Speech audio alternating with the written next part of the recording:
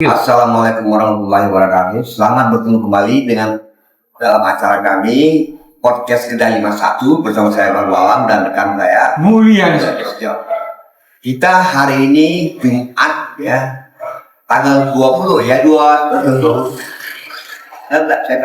Juni 2026. Banyak masalah yang kita lihat di sini. Memang satu hal yang kita sedang teliti sekarang. Ini ramainya tekanan terhadap pemerintah ya, yang berkaitan dengan masalah-masalah demo, isu fiskal dan moneter ya, yang luar biasa menekan Prabowo ya. Kita tidak memungkiri bahwa memang presiden dalam posisi yang sangat sulit, dalam posisi main bola ini terjepit ya dalam segala bidang ya. Nah, tapi ada hal yang paling menarik dari berbagai analis ya. Apakah ini by design ataukah memang by facts ya, karena diduga ada selentingan yang berkembang. Prabowo mau dijatuhkan, Prabowo mau dikudeta. Ini kita perlu klarifikasi, perlu mencari titik temunya di mana gitu ya. Yang ini menarik sekali karena apapun alasannya perbuatan bukan mengarah kepada kudeta itu juga tidak baik, dan kita harus akui bahwa Pak Prabowo ini termasuk berani ya, walaupun di sana sini saya lihat banyak kesalahan ya. Tapi beliau ini cukup berani, apalagi setelah saya lihat kemarin waktu eksekusi Hotel Sultan ya, itu luar biasa ya. Itu saya tahu sejarah itu karena saya dulu menjabat sebagai Direktur Eksekutif Yayasan KONI pada tahun 2001 kami ada di wilayah dan saya merangkap sebagai Kepala Menteri dan juga merangkap sebagai Direktur suatu perusahaan TNI ya, beliau, dan saya juga salah satu aktif menjabat sebagai penasihat salah satu keluarga Presiden Megawati. Jadi saya mengerti peta waktu itu bagaimana serunya ya perputaran politik di waktu itu, dan pada saat itu sudah selesai sebenarnya kepanjangan hotel Hiltonnya, tapi ternyata berpanjang lagi. Nah, ini cerita masa lalu ya. Nah, cuman saya melihat keberanian pemerintah sekarang cut up. Tidak lagi hotel itu diperpanjang dan harus dibongkar. Nah, ini yang saya lihat dari peristiwa kemarin. Nah, pertanyaan kita adalah apakah gerakan-gerakan Prabowo seperti membuat hotel perusahaan ekspor yang memonopoli sejumlah komoditi yang tadinya dikuasai oleh oligarki ini, itu juga tidak merupakan ada resistensi ya. Terus ada Sultan, dan apalagi ada rencana. Ini saya belum tahu konfirmasinya bahwa bulan Juli pemerintah akan hentikan impor biosolar. Nah, ini langkah yang menurut saya astonis ya. Oke, ya menurut saya Pak Baru sebagai pelaku sejarah dan pada masa-masa demikian itu berada di waktu ya, tentunya punya perspektif yang lebih genuine ya tentang apa yang sekarang terjadi di politik modern Indonesia. Nah, bagaimana gerakan yang dilakukan oleh Presiden Prabowo untuk membenahi kecurangan-kecurangan yang selama ini seolah-olah dibiarkan tetapi sekarang sedang ditertibkan, menurut saya itu satu perspektif yang menarik kalau kita obrolin. Kenapa itu berani dilakukan dan kenapa ada hidden agenda dari orang-orang tertentu yang kemudian melakukan penetrasi dengan serangan-serangan baik melalui media sosial, baik melalui influencer dan tokoh-tokoh politik untuk menyerang ke arah kebijakan yang dilakukan oleh pemerintah sekarang. Oke, saya memang posisi susah nih saya wartawan, tapi karena kita berbicara dalam sebuah podcast yang saya juga menghandle-nya, memang pertanyaan mulia itu benar ya. Saya berangkat dari empiris pengalaman saya. Pak Prabowo ini menurut saya adalah sosok yang relatif seorang soldiers ya, seorang prajurit ya, yang memang kita lihat bagaimana peristiwa sampai dia dipecat oleh Pak Habibie ya, karena dia orang lugu, bukan dalam arti tanda lugu dia lurus saja gitu ya. Nah, tapi politik itu kan ramai ya, kayak nano-nano ya, banyak ragamnya. Nah, kita lihat bagaimana dia begitu mudah dikhianati sama Didin Hindana, orang yang dipercaya untuk memegang sebuah jabatan sangat strategis. Dadan Hindaya. Dadan Hindana, maaf saya. Nah, begitu mudahnya dia ditelikung. Ini kan benar-benar suatu hal yang menyedihkan sekali ya. Kemudian dia mencoba mengangkat orang-orang dia di level tertentu. Ini saya melihat Pak Prabowo sebagai sosok ya dari latar belakang dia memegang jabatan anggota ya itu peristiwa atau. Nah, dalam beberapa pengalaman saya sebagai seorang dakwah dari masa sebelum reformasi sampai reformasi dan sekarang, saya melihat Pak Prabowo ini boleh dibilang naluri keprajuritannya lebih dikedepankan untuk melawan serangan atau memperbaiki Indonesia. Tapi politik itu seperti saya bilang nano-nano. Nah, kalau dia tidak menerapkan strategi komunikasi yang baik, salah-salah imbasnya ke dia. Dan sekarang serangan itu datang ke Pak Prabowo dari semua sini. Saya ngobrol sama tukang warung, gimana Pak kondisi sekarang? Saya sudah di Prabowo di Bogor katanya. Sekarang mah di Bogor katanya kan kita ini bahasa rakyat. Nah, tapi setelah saya lihat dia membuat Danantara ya, Sumber daya Indonesia, ini kan dia juga pasang badan untuk melawan kartel. Ya, kartel yang memasok semua hasil alam Indonesia ke luar negeri dengan sistem under invoice yang Anda bilang itu kan. Dan ini kan sangat berat ya, nggak gampang ya mencari melawan orang-orang yang sudah selama ini menikmati. Dan terakhir saya dengar lagi ada satu perusahaan ekspor emas yang namanya Husada apa gitu ya, saya nggak tahu itu. Dia itu nilep ya sampai waktu itu berbayar cek ada 3.500 ton ya emas yang diseluruhkan. Kemudian ini tidak bayar pajak nol kan. Ternyata modusnya mereka pakai dengan mengekspor perhiasan bullion. Nah, itu saya lakukan juga di dalam versi saya. Apakah antara bullion dengan solid gold ini pajaknya berbeda-beda? Ternyata emas-emas yang diekspor ini ke luar negeri, kalau pendistribusikan dia di rekayasa di cor sampai jadi hancur menjadi solid. Dan itu mungkin hasil tambang liar yang Nah, itu yang kita nggak tahu. Nah, sekarang kita melihat ketika diwawancarai kan oleh Prisma KPK atau ada oknum-oknum yang bermain di belakangnya baik dari Cukai, jadinya mau TNI, polisi. Nah, akhirnya mobilnya bisa lama puluhan tahun, baik tidak. Nah, begitu banyaknya lawan Prabowo.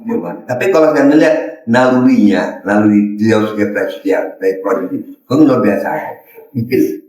Yang saya lihat diperlukan oleh Prabowo adalah kecerdasan komunikasi di dalam timnya ya. Karena saya lihat di sini agak manusia kagak bawah ya. Ini saya kritisi tadi untuk masuk. Saya juga sempat terkeliru melihat gerakan Prabowo. Ini saya berpikir sempat kesel juga gitu ya. Kok makin kacau nih bagian. Bagiannya kan menjadi isu yang paling empuk disikap.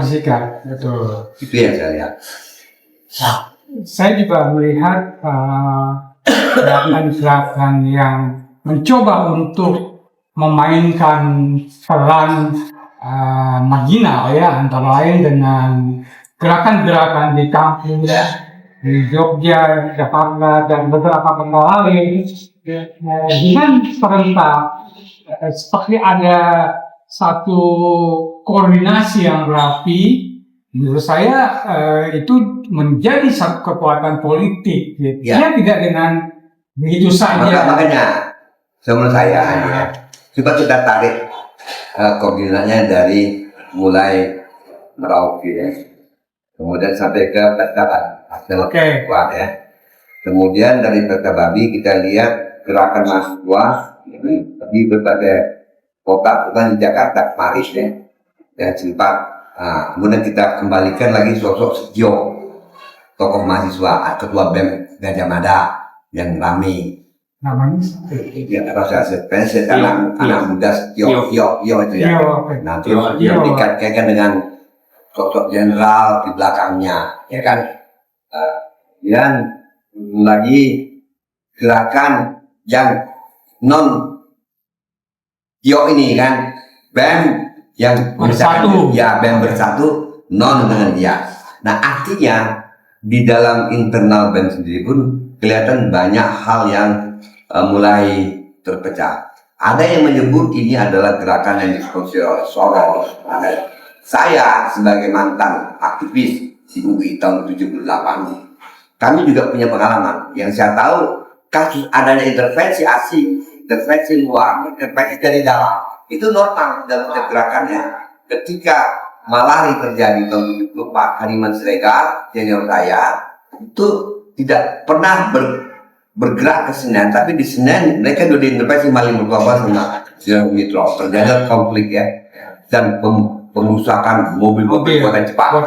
Ya dimulai itu. Nah, ini kan dari desain kan, tapi gerakan mahasiswa tidak begitu.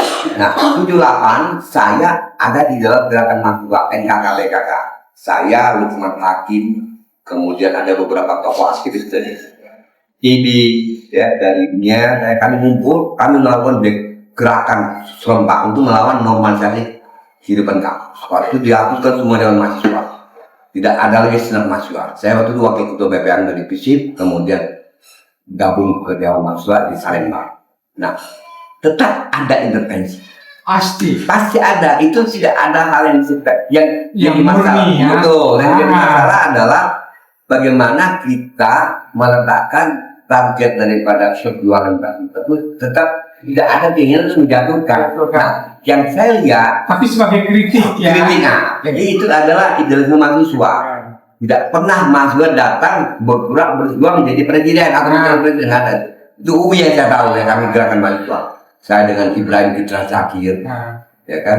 Yang jadi masalah adalah kemarin itu kalau tidak hati-hati ya, karena katanya ada sniper juga katanya juga kan. Nah, memang ingat peristiwa Trisakti, ya. Nah, tragedi Mei kan. Saya di lapangan juga, saya di lapangan lihat bagaimana Tawang itu kan sampai terjadi konflik berdarah.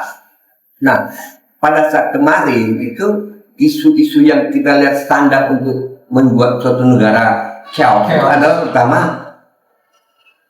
perubahan harga mata uang rupiah. Kedua BBM. Nah, ini selalu dijadikan sasaran. Kalau dia kemarin jadi katanya isu pertalite sampai 12.600 ya selesai. Nah, kendala kontrol dari pemerintah untuk mengelola isu-isu yang seksi ini dijadikan alat, itulah yang harus dibutuhkan oleh negara. Karena siapapun bisa masuk, kita nggak bisa. Tapi kalau saya tetap berpegang perjuangan mahasiswa itu murni. Kalau dia apapun, tapi kalau ada unsur-unsur berada, biasanya datang dari dalam lingkaran dalam. Lingkaran dalam inilah yang diseleksi. Siapa mereka? Itu silakan yang dipelajari oleh itu. Saya melihat begini juga Bang. Kalau hadis Pak Baru bilang murni, yang menurut saya juga agak nangis. Karena setahu saya gerakan-gerakan mahasiswa itu tetap aja ada supporting dari pihak-pihak tertentu yang menjadikan itu sebagai eskalasi gerakan yang lebih luas gitu ya. Nah, murni dalam pengertian mungkin mahasiswa ini kelompok-kelompok tertentu mungkin mereka lulus, tetapi di belakang mereka itu ada orang-orang yang sengaja melakukan setting untuk melakukan indoktrinasi atau subordinasi dari gerakan yang ada. Gitu. Jadi gerakan mahasiswa itu tidak steril. Kita tahu kan, karena di dalam gerakan mahasiswa ada kelompok-kelompok seperti ada GMNI, AMI, ya, ada macam-macamnya. Nah, ada yang independen ya. Nah, mereka ini pasti tidak mungkin tidak dibekali ideologi dan istilah intervensinya. Saya juga melihat kayak Tio katanya dia itu diserang oleh beberapa kelompok karena terbukti waktu dia bilang ada alat perekam di mobilnya. Ternyata mobil itu milik salah satu adiknya seorang jenderal, mantan jenderal kan. Nah, kemudian siapa Tio ini? Tapi kalau lihat personilnya dia vokal ya. Nah, vokal dan berani melakukan sesuatu. Tapi ketika muncul dugaan, bukan dugaan, saya kira sudah pemeriksaan, sudah di cross check ya, memang dia punya akses.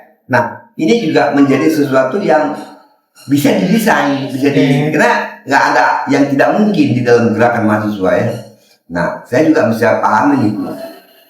Kayak saya dulu waktu tahun 78, saya kebetulan dekat dengan salah satu anak pengusaha teman saya. Kami tinggal di Jalan Blok kita Rampak. Pokoknya ayah teman saya ini dekat dengan Pak Gomo. Pak Gomo waktu itu adalah seorang pakok kamtip kan. Dan internnya kan pasti ngejar kan. Ya pun sama ayah teman saya. Boleh mobil-mobil itu dipakai tuh katanya kan. Di sana ke Salemba katanya kan. Saya panggil. Tapi karena hubungan dekat, itu mahasiswa udahlah, udah dipikirin lah. Nah, biasa. Jadi ini biasa-biasa aja. Yang kita khawatirkan adalah intervensi yang memang by design yang memang ingin mengembalikan sistem pemerintahan seperti yang direncanakan oleh coup makersnya ini. Nah, ini yang berbahaya. Bahwa disingkirkan sudah siap katanya menteri-menteri yang akan mendapat portofolio di mana. Ini yang harus kita jadikan catatan kaki. Jangan sampai gerakan mahasiswa tercederai. Ini yang saya khawatirkan. Mudah-mudahan alhamdulillah kemarin katanya nggak jadi. Saya dapat isu pertalite mau naik, karena syukurlah enggak. Ya, karena Donald Trump tandatanganin MOU dengan Iran, selesai Hormuz, berarti harga ya itu namanya blessing in disguise. Ya, saya juga ketika masih mahasiswa kan juga mengamati gerakan teman-teman di Medan ya pada saat itu ya, dan beberapa pentolan-pentolannya kan kebetulan juga teman-teman dekat gitu ya. Artinya apa?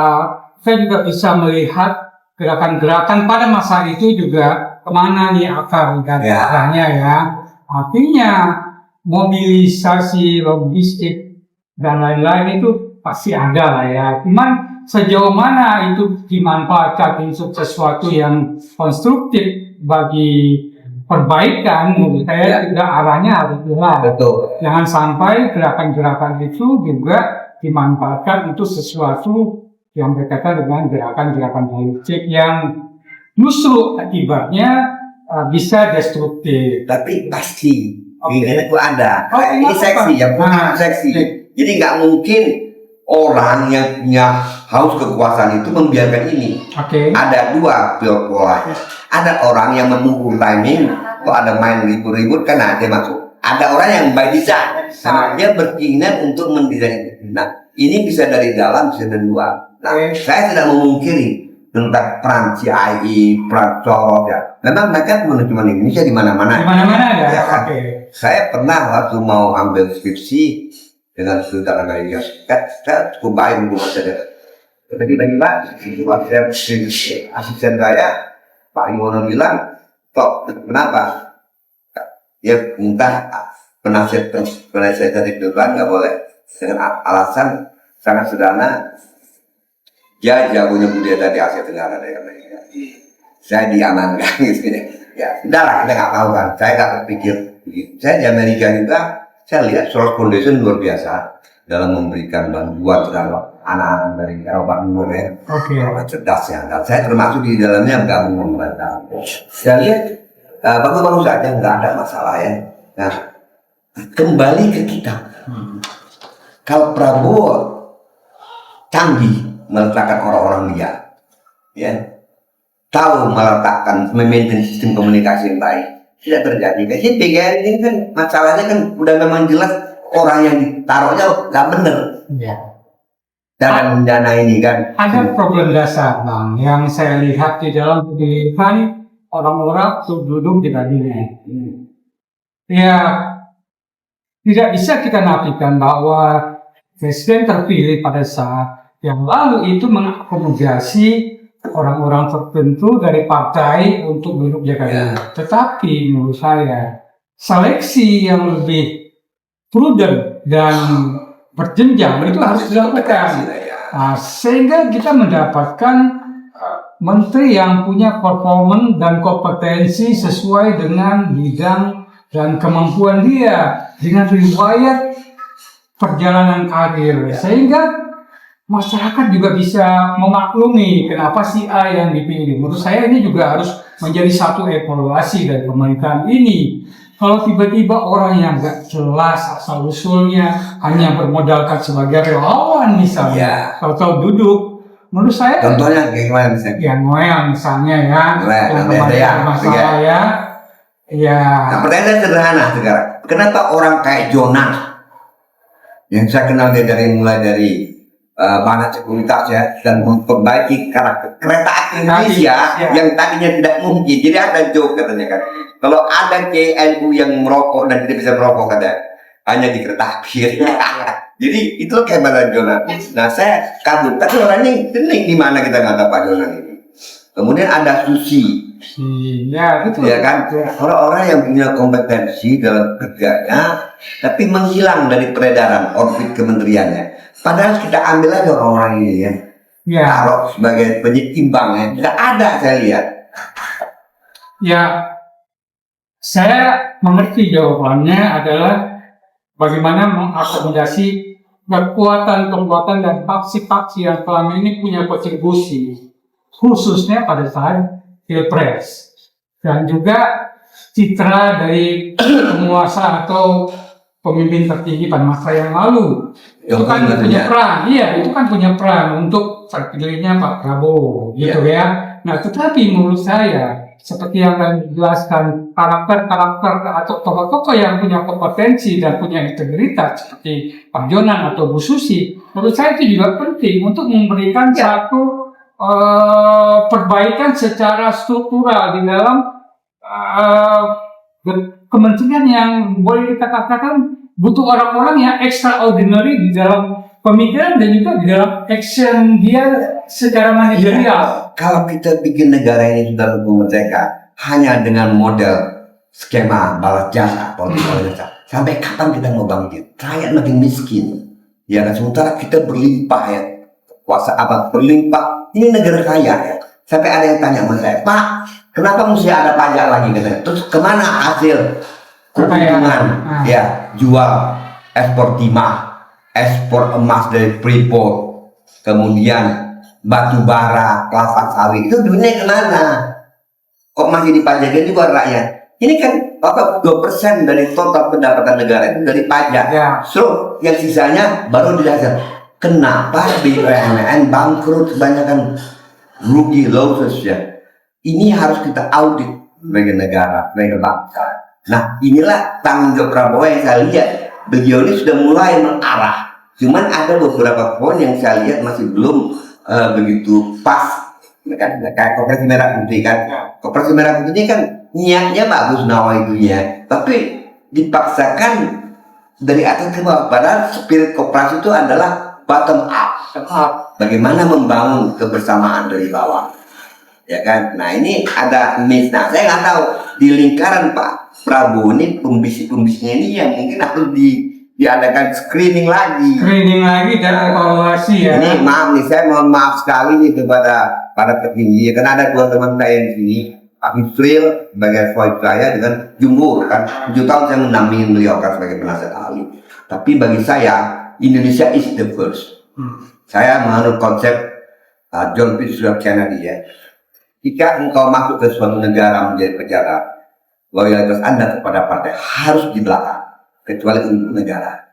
Nah, inilah yang kita mesti nation building, karakter mencintai Indonesia. Ini yang saya lihat mulai luruh ya, mulai hancur ya.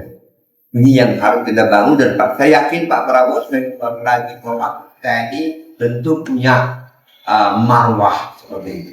Tapi kita mesti bantu beliau ini, karena dia tidak sendiri. Betul. Dalam konteks itu saya juga sependapat bahwa Pak Prabowo itu tidak bisa dibiarkan sebagai lonely rangers. Tapi dia harus didukung oleh satu lingkungan atau sistem yang bisa mengadaptasi cita-cita atau kemauan-kemauan yang bagus itu menjadi sesuatu yang lebih terstruktur dan juga melalui kajian-kajian yang komprehensif, sehingga tidak dengan begitu saja satu ide dilemparkan dan kemudian jalan. Dan menurut saya kajian-kajian itu seperti ya sekarang kan kita kenal ya fokus FGD ya, fokus discussion ya. Menurut saya itu juga penting, kajian-kajian tadi gunanya Bappenas begitu ya. Menurut saya itu harus juga dibudayakan, tidak bisa seperti komando yang begitu diperintah sekarang besok harus jalan. Menurut saya beda dengan organisasi militer yang memang sudah ready untuk tempur. Ini kan sipil yang memang negara butuh pelumas dan juga tahapan-tahapan birokrasi yang juga harus kita bisa mengerti. Kalau tidak kan akhirnya nanti bisa menjadi temuan, apalagi setelah rezimnya berganti, gitu kan? Ya, saya setuju ya dengan pemikiran Mulia ya. Inilah yang menjadi PR kita ya dari periode Orde Baru sampai reformasi. Saya sebagai pribadi warga negara pun merasa miris dan sedih aja gitu ya, karena saya kebetulan sudah mengikuti dari berbagai jabatan menteri. Saya ikut sebagai wartawan, saya sudah hampir sebagai itu saya jadi wartawan, dan tidak wartawan saya juga merangkap di manajemen pemerintah, itu mendampingi beberapa jabatan. Tapi yang saya lihat, kita memulai cerita yang sama, kesalahan yang sama. Kalau orang bilang keledai itu tidak harus jatuh di tempat yang sama. Dan kita berulang kali dijatuh yang sama. Pertanyaan saya, apakah jatuhnya kita di by design? Ada yang memang sengaja jatuhin kita, kita lihat itu jatuh kan? Atau memang kita yang tidak tahu sama sekali. Nah, ini yang saya lihat tadi. Kalau saya inginkan, kalau bisa nih saya pribadi ya, tidak boleh ada kudeta ya. Biarlah berjalan pemerintahan sampai itu tahun 2009.